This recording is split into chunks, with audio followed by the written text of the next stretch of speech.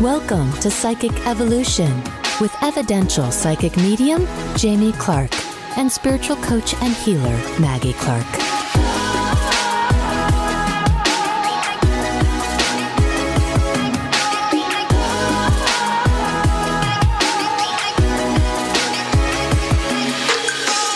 And welcome back to another episode of Psychic Evolution. I'm Jamie Clark.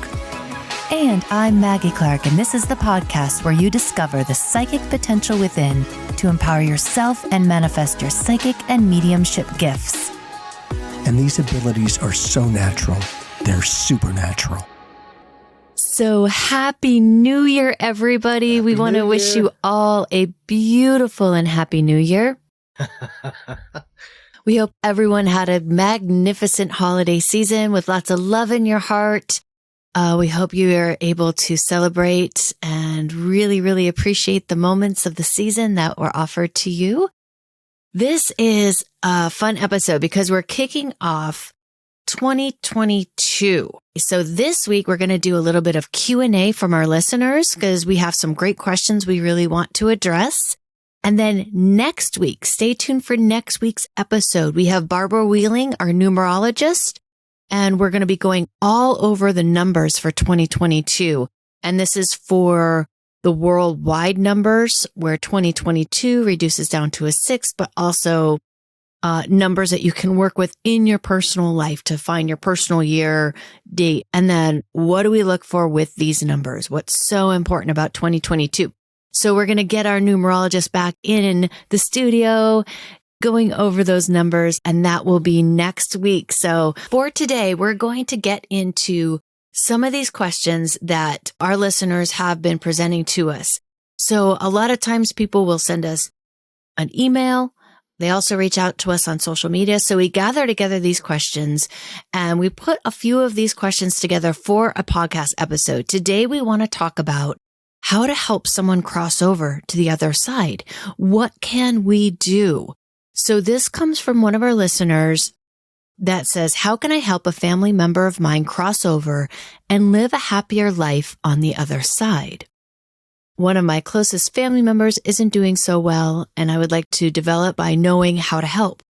I'm the type to nurture and make sure nothing bad happens, and especially when I have a very special place in my heart for them.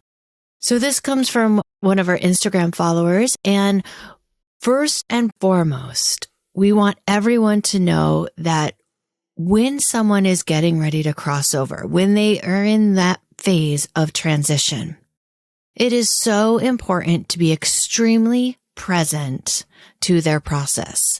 You know, as much as we can, yes, we are going through our own life and everything, but as much as we can, when we're spending time with our loved ones, when we're spending time with those people getting ready to transition, it's important to be very, very here in the now moment, just very present to the people that are around, the person, of course, who's getting ready to cross over, what their needs are, what they're wanting to communicate, if they're able to communicate, but being very, very present. First and foremost, that goes so far when someone's getting ready to transition, because their energy gets so sensitive to an environment, and you want to be very present so you can kind of read that environment and read how that person is processing their environment. You know, and it's not easy, but as Mag is sharing, we also have a very good friend who graduated life that Maggie was assisting in being there as much as she could while our friend's life was changing. And I want to have her share some of that, especially as to the way that some of our loved ones may graduate life that is so powerfully validating. Lordy. But not only that, it is not easy to let somebody go. And you really never let them go, but you learn to live with them in this new way of life.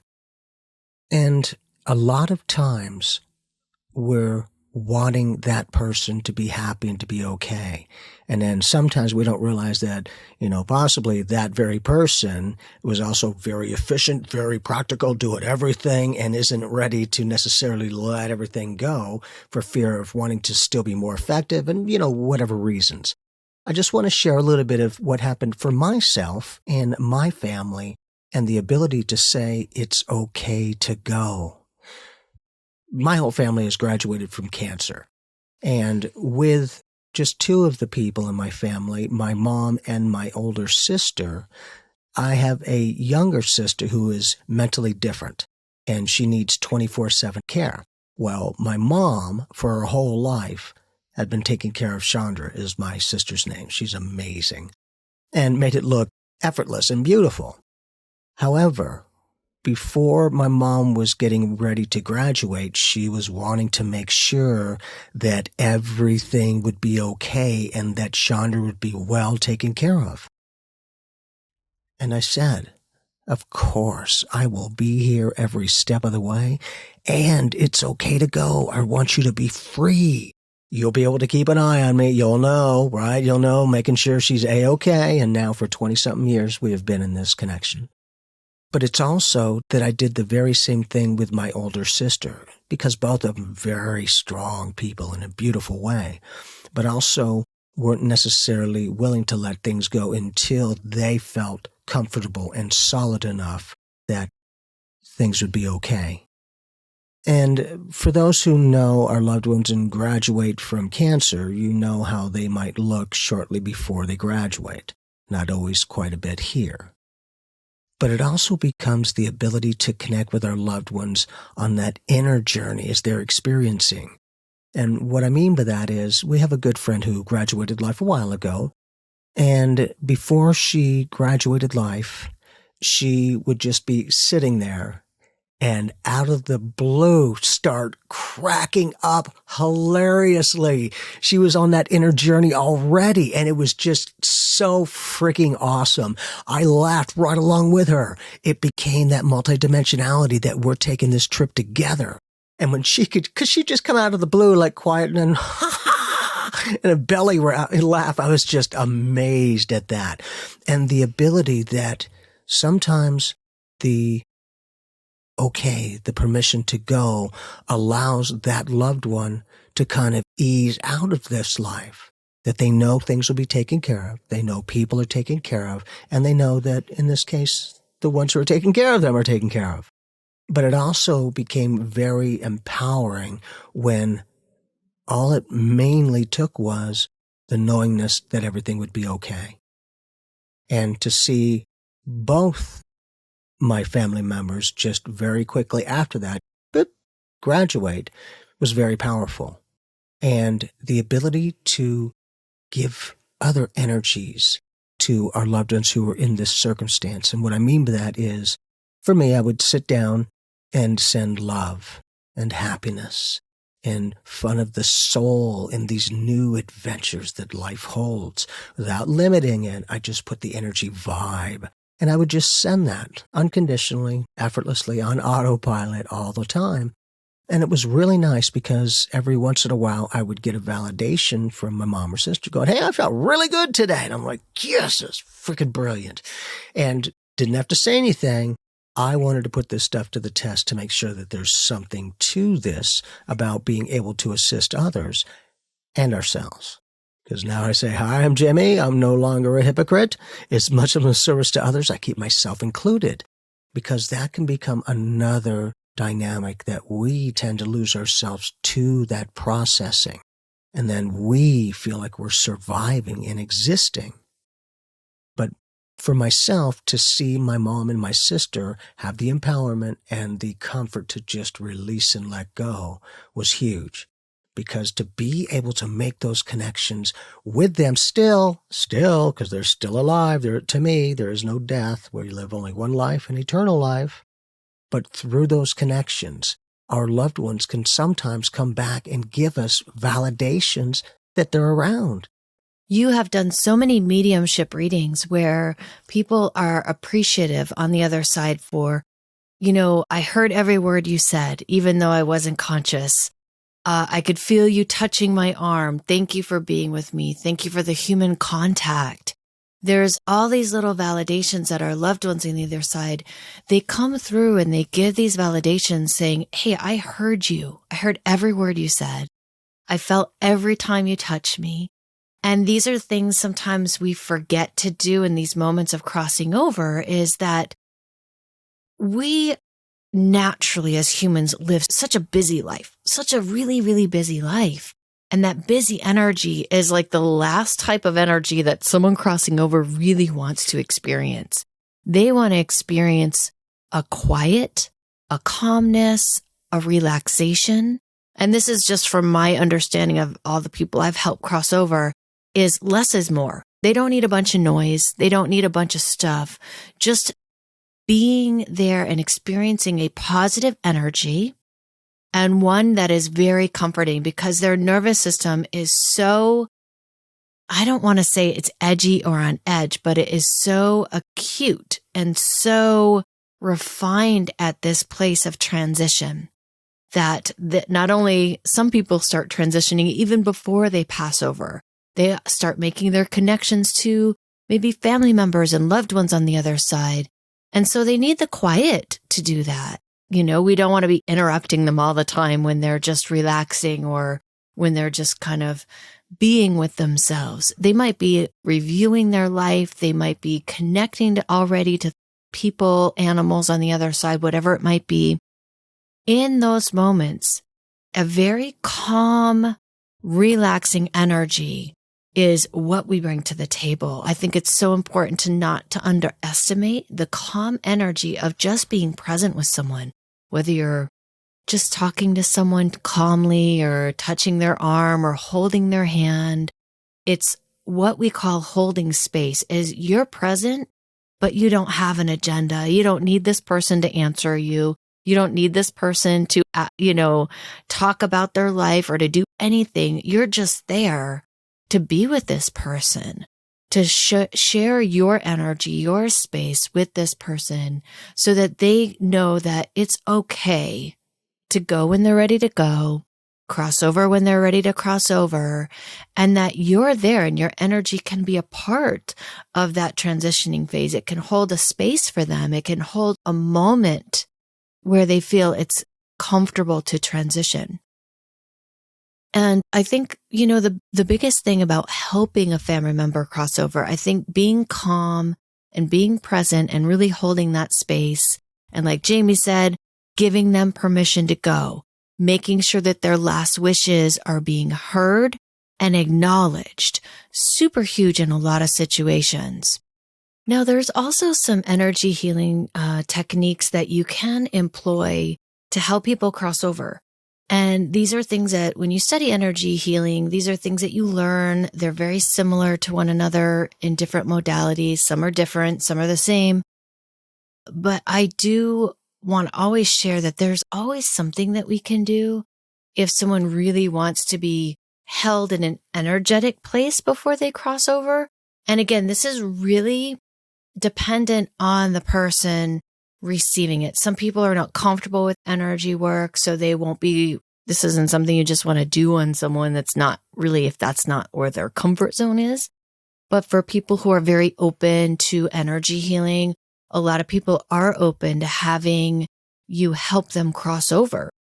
And so there's a couple of techniques, but what I'd like to share first is a self-help Jin Shin Jyutsu, which is Jin Shin Jyutsu is a Japanese healing technique, and it's actually more of an art form than a technique, to be honest with you. It's a beautiful modality where your hands become what we call jumper cables to recharge the battery of life.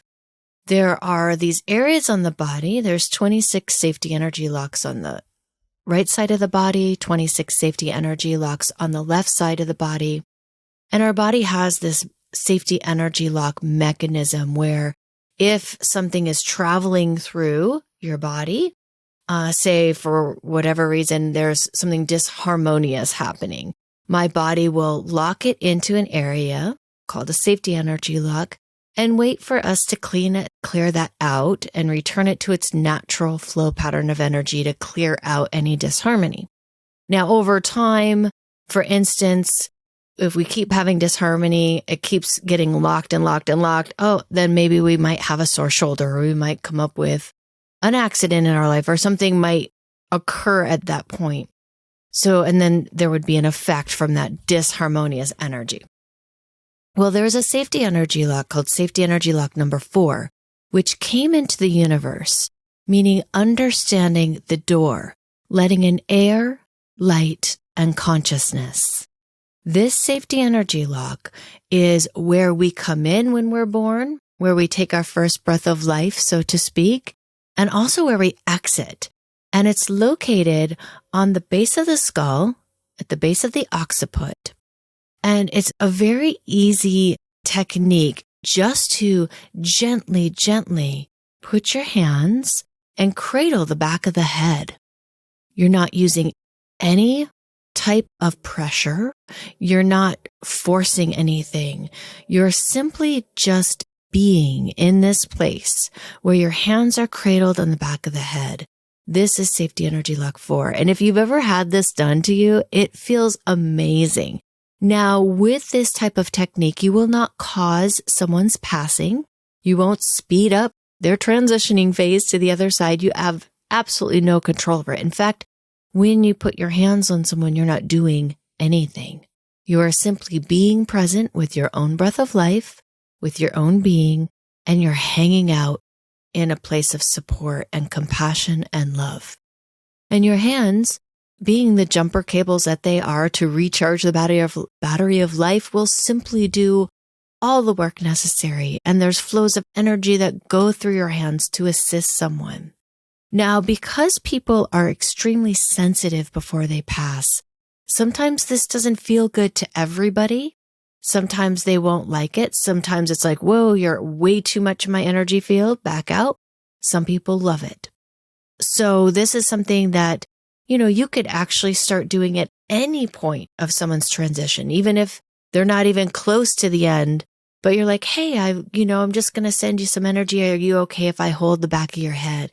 And just see how it feels to that person. If they're really open to energy healing, you could say, hey, I'm going to support this process for you if you'd like me to. Now, in cranial sacral therapy, this is also something that we do to help people cross over. And again, it's practiced from a very biodynamic perspective. So there's very, very little, if any, pressure. Like you're talking about a Nichols type of weight pressure at the most. Like you're really gentle, gentle, gentle, gentle. There's no squeezing, pushing, manipulating. Really, you're just resting your hands there and allowing them to relax. And you might feel things underneath your fingertips when you're hanging out on this safety energy lock. You might feel a balancing effect. You might feel an expansion. You might feel a contraction type of energy.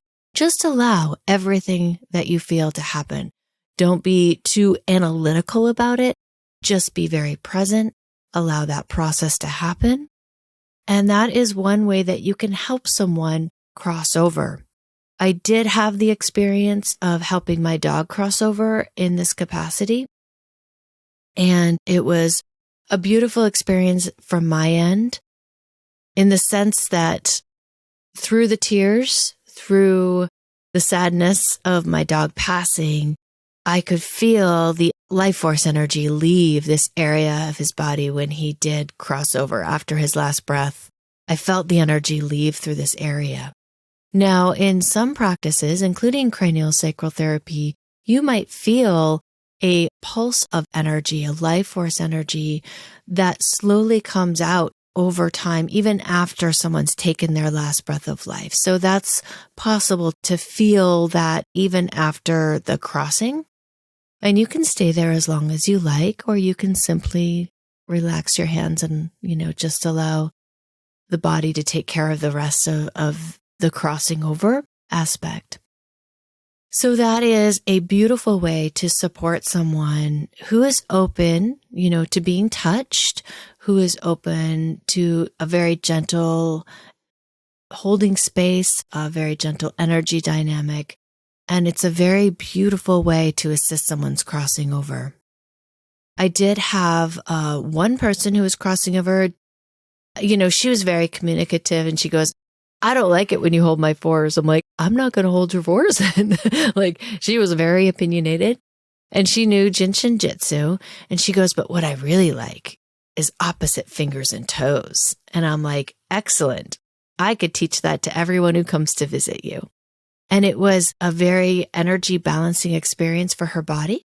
The opposite fingers and toes in Jin Shin Jyutsu you can use for so many things. And it's really not taught in accordance to this will help someone cross over. But I'm telling you, my friend Suzanne, before she crossed over, this was her favorite flow, and she would ask for this. And so this is something that you can also employ for many different types of healing projects. This is like a really cool flow. It can do a ton. It does help the pathology of the body as well as other things. There have been some really cool stories of this reversing really strong, medical effects in the body as well. Since we're talking about helping someone, assisting someone cross over, sometimes this will help with also the mental, the emotional pieces of crossing over, because there can be anxiety as the body is dying. There can be a sadness for leaving loved ones behind. There can be a lot of things that they're processing before they leave. So not only will it help the body do what it's there to do, it will help the mental, the emotional space for the person that is getting ready to transition. So the way that you do opposite fingers and toes, say someone is, very often people are laying in a hospital bed or sitting up in a rocking chair. Okay. And it's a very easy flow to do. And you can do this with someone on the other side of the body, or you can do one side of the body and then switch to the other. And so say you're sitting on the right-hand side, you'll hold their right thumb and their left pinky toe. So maybe your left hand is holding their right thumb and you're reaching over and holding their left toe. What is happening with that opposite? What is that realigning? The opposite fingers and toes actually does quite a bit. So in Jin Shin Jyutsu, it also works with meridians. We don't call them meridians in Jin Shin Jyutsu. We call them organ function energy flows, but we have the 12 major organ function energy flows that flow through the body. 6 of those either start or end in the fingers, and 6 of those flows either start or end in the toes. So you're actually tapping into the whole energy system of the meridians, or the 12 organ function energy flows, which really can help repair, build, protect, clean the body. It also can help, like I said, with all mental, emotional projects.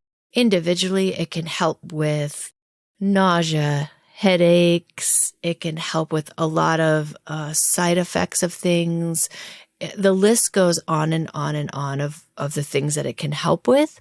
I just know in terms of helping someone cross over, this flow felt like, as it was expressed to me, felt like it unified her body and it unified who she was. And that's why it felt so good to her. And so after you're done with the right thumb and the left pinky toe, you'll then move to the right index finger and then the left ring toe. And then you'll go to middle and middle. And then you hold the ring finger of the right hand, and then the second toe next to the big toe of the left, and then the pinky finger of the right hand, and then the big toe of the left foot. And then you can go center palm to center sole of the foot. So as you're working on their right hand, you're also going to be working on their left foot. And you're going to start at the thumb and go outward. You're going to start at the pinky toe and go inward. And that's one side. And then you can go to the other side of the body and do the other side unless someone's doing this flow with you. It can be a family event where we help people together transition and help people feel good in themselves, in their bodies, in their mind, in their emotions before they go. And again, with this, you don't need to take a lot of time with this. The way to hold a finger, you can hold any part of the finger. You can hold the whole finger. You can hold a piece of the finger, same thing with the toe. So the best thing to do is relax and breathe. Allow your hands to be jumper cables to recharge that battery of life. And other than that, you're not doing anything. I would stay on each of these holds for about 1 to 2 minutes.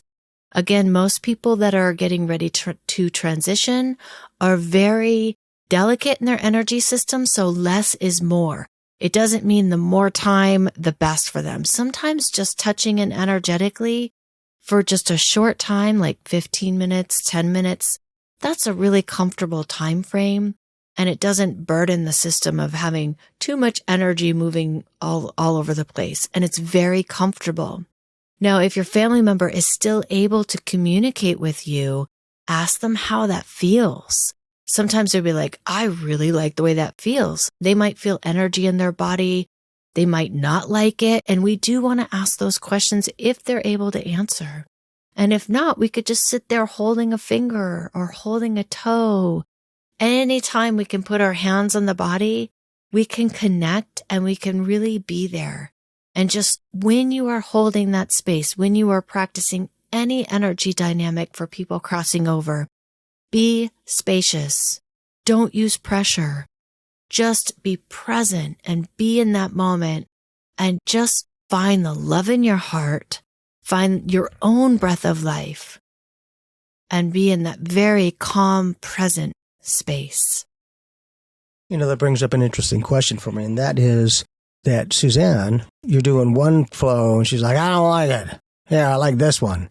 Could you target the different holding patterns by what would give them a more positive emotional response?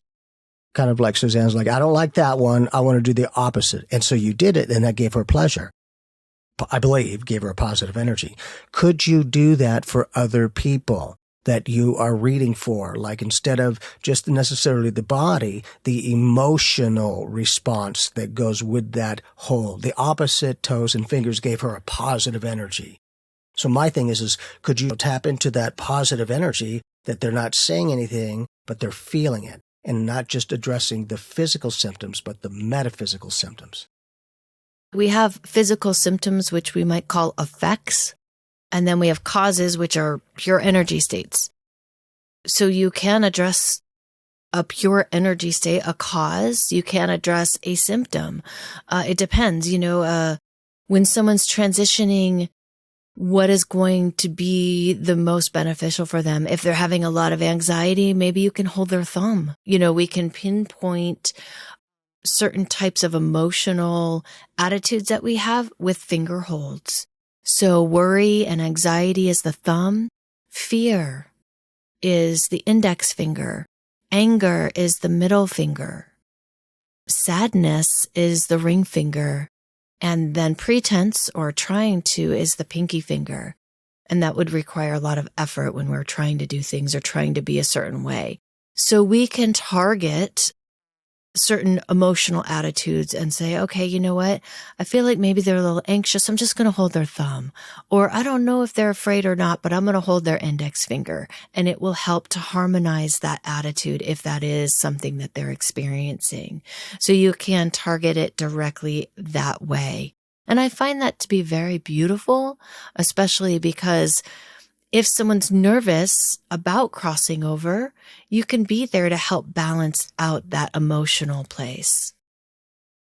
And for me, I don't have to die to know what it feels like with the love and the compassion and the empowerment.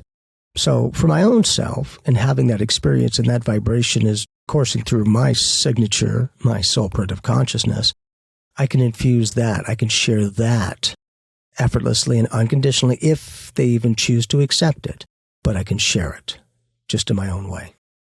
And I think if we're loving, if we're positive, if we're excited for their next adventure, we can bring that energy with us when we're visiting, And it becomes that kind of connection. Have you ever been around somebody who was enthusiastic or maybe just was in a great mood, and that maybe kind of sparked you into a better mood or a little bit more amped up energy?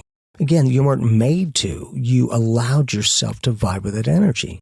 That, a lot of times, is what's happening with our loved ones who are getting ready to graduate, because their soul is sensitized. And exactly like Mag is sharing is there's that physical, metaphysical balance to go, okay, here's all the physical stuff, what we're dealing with. Here's the metaphysical experience that she's having in connection with this transition. And it's interesting. This question was phrased, how can I help a family member of mine cross over and live a happier life on the other side? And I guarantee you, once they go to the other side from everything that Jamie's talked about, all the mediumship readings he's done, once they're on the other side, they are happy. I mean, they don't have the same constraints of a physical body anymore, and they return to more of an energetic place. And I have never seen anyone not happy when they cross over.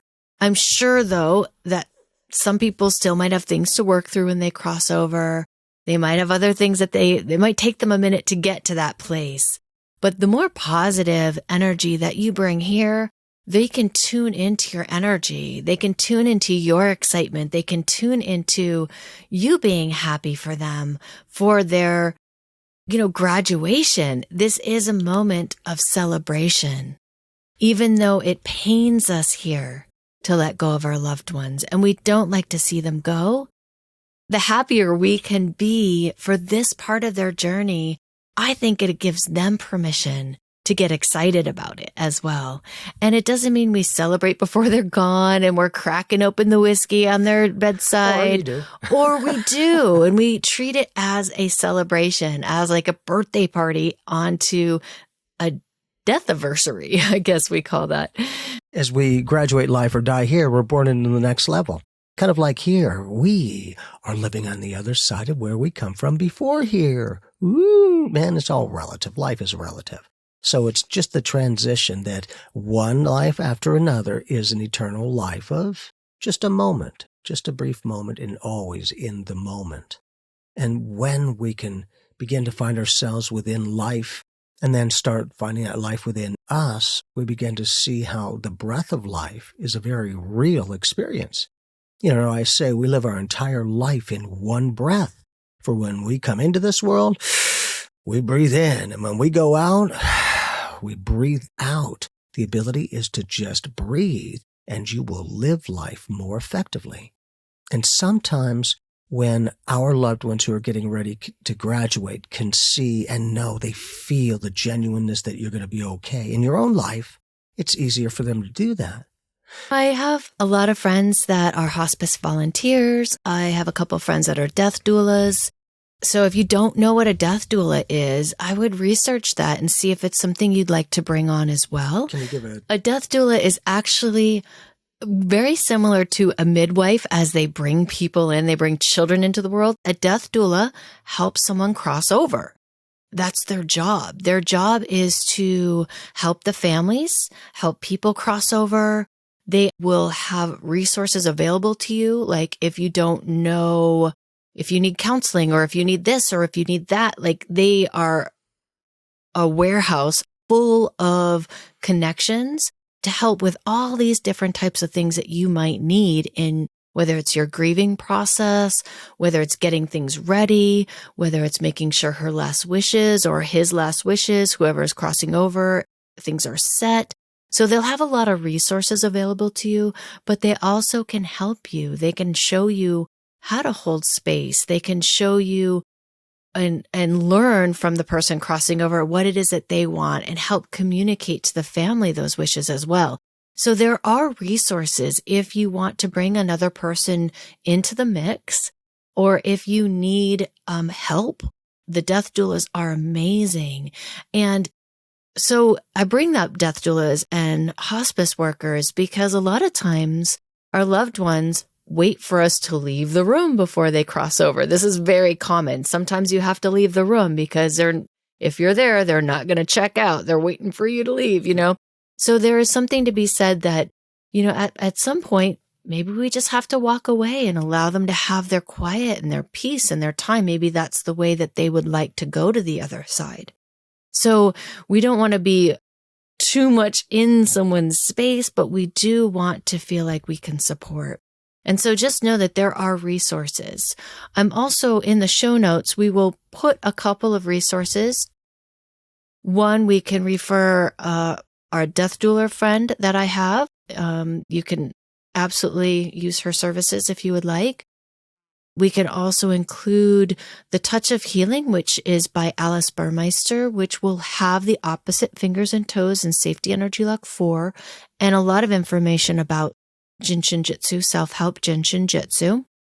And you can also connect with me at any time if you are looking to maybe work with some self-help Jin Shin Jyutsu for yourself or a family member, and you just want maybe a little bit more clarity of what to do or what it is that you're doing.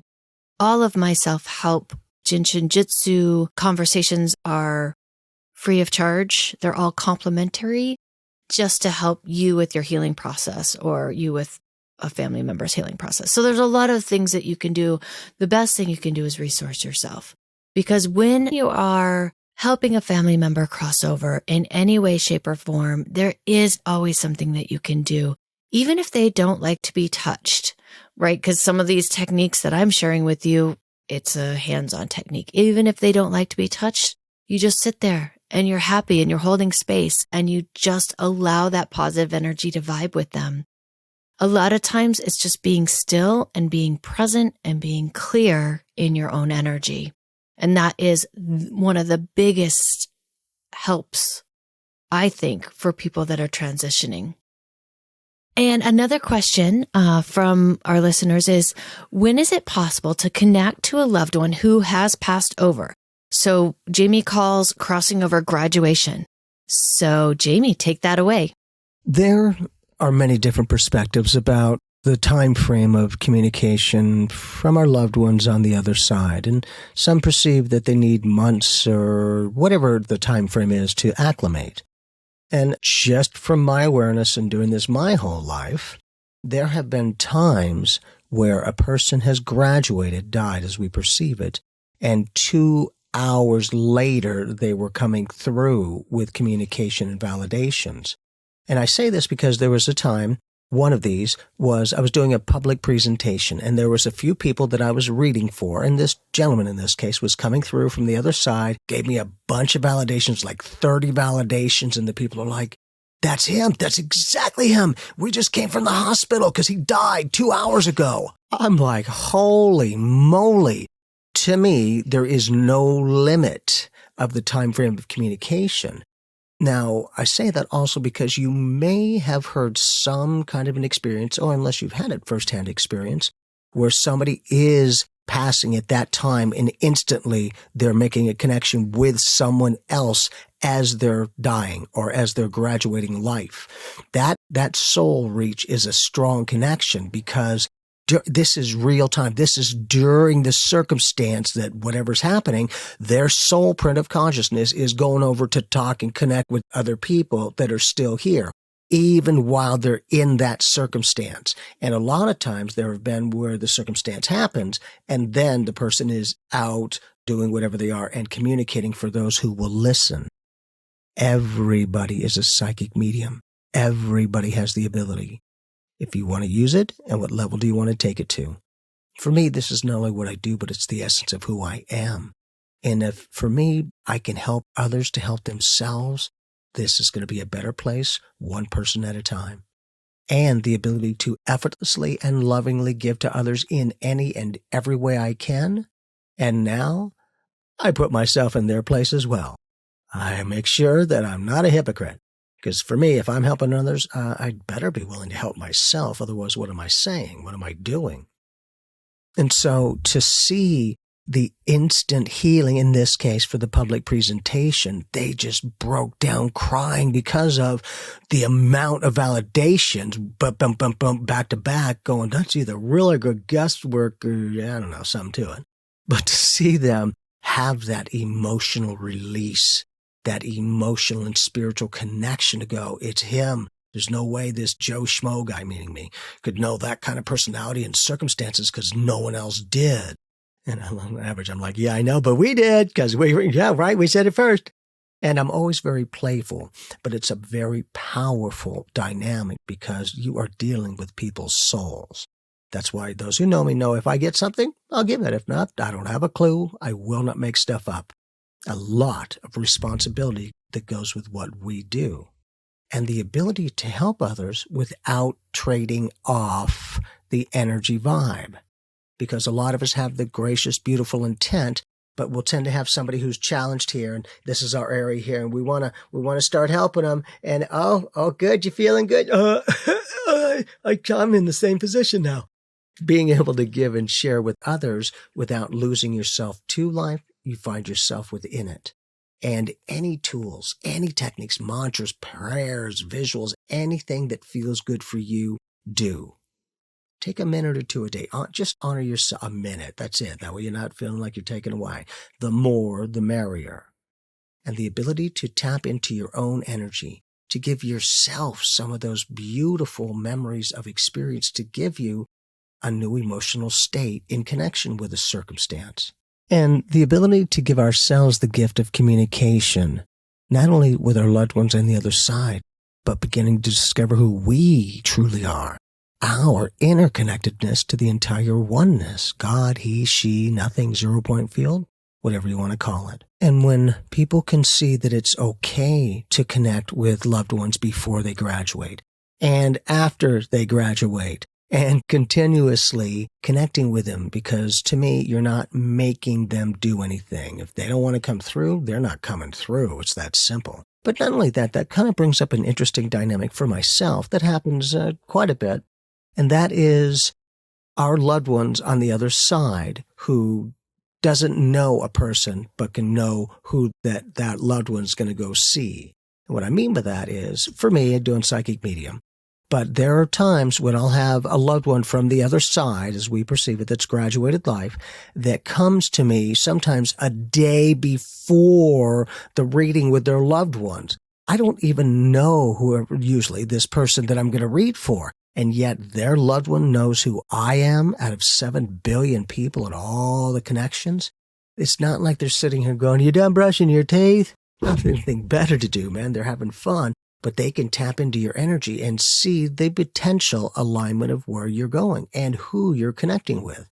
Because I've learned after quite a few years of that happening that I will make sure that I say it before, and in this case, very quietly in the information, but I'll give some information so that it's said before it even happens, so that when it happens, it's not like, yeah, I saw it all. Like really, if you have no reference to it, what, date, time, something, otherwise you could say that about everything.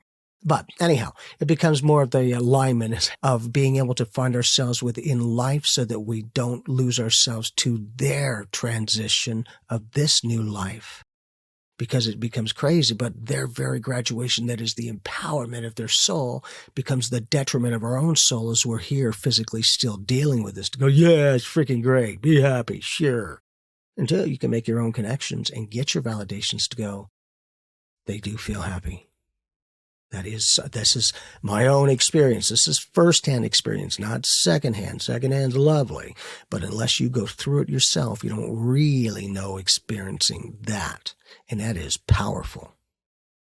There are times where the other side, our loved ones, will give, in this case, a medium, myself, some information. And sometimes the very words that person that you're reading for needed to hear, and to make it even more validating. And one particular circumstance was I was connecting with this father figure, and apparently it was his daughter that was there that I was reading for. And he just said to me from the other side, anytime, anywhere, any place. And the young lady flipped out because she said those were the very words that he said just before he died. And I was like, well, apparently he didn't die and he's still saying it. So it was powerful that the very word, pretty much word for word, what that loved one said before they graduated, right before they did, was powerful. That's beautiful. Yeah. Very beautiful. Yep. And Jamie being a medium, he gets all of this information of things that are said right before someone crosses and things that just validate that, they're still alive on the other side. It's just a different frame. It's just a different reference. So a couple years ago, when my friend Tara crossed over, people ask, oh, how long do you have to wait before you get a message or a visitation? And oftentimes this happens really quickly. The following day after Tara passed, my parents had flown into town. Actually, they were trying to see her before she passed, but they didn't quite get there. So we're all at the kitchen table eating pizza. And we were at Tara's kitchen table, actually. And out of nowhere, these chimes sounded like they were right above the kitchen table. And we all stopped and looked at each other, said, everybody look at your phone. Did anyone's phone go off? Like no one's phone had went off. No one's phone sounded like that. And it was Tara. Like she loved wind chimes and she loved music. And she just basically put that there right at dinner for us as we're all gathering. We looked at each other. I was like, wow. And of course, my parents were skeptical. They know that I'm weird, but they don't experience my weirdness very often. But they had no choice but to believe what they heard. And it was very powerful for them because they weren't expecting that much validation of someone on the other side connecting. So it was a really powerful moment for everyone there. And again, we didn't have to wait years to connect. It was the very next day she was ready to communicate. She was already giving us validations messages. So you don't always have to wait a while to connect with someone that's crossed over. So it was interesting, but also the placement of where we were hearing the chimes, because we're sitting at the kitchen table. And to me, it sounded like it was right up above us in the kitchen table. Man, I'm like, what the? That's why the good thing is everyone was questioning this in every way. Is that a phone, someone's message? What the flag nog? And so when that continued a little bit longer and then stopped, it was really nice to see and feel the skeptic energy from her parents that instantly became yay-sayers and less of a naysayer. And it was really cool because they didn't understand it, but they experienced it. And they were on like a validation high for 3 days, man. They were just blasted in a beautiful way. Awesome. Yeah. Cool. So it's really nice that they can bring us together as well, because I've seen the tragedy, of course, as our loved ones graduate. But sometimes the graduation of that loved one brings some of the family together that weren't connected for a long time. And so as crazy as it is, the very thing that's bringing death to it is bringing life to a new beginning. Beautiful. So thank you for tuning in. And don't forget, next week, we're going to have some numerology with Barbara Wheeling for 2022. And we would really appreciate if you would follow us on Apple Podcasts. If you're listening, you could also rate a review. That would be awesome. Give us a rating either on Spotify or Apple Podcasts. We love hearing from you. Please continue to send us these questions. We love creating podcast episodes for you with information that can help you on your journey. And if you have a family member that's getting ready to cross over on the other side, our heart goes out to you and to your family, always with lots and lots of love. We'll see you soon. Live life.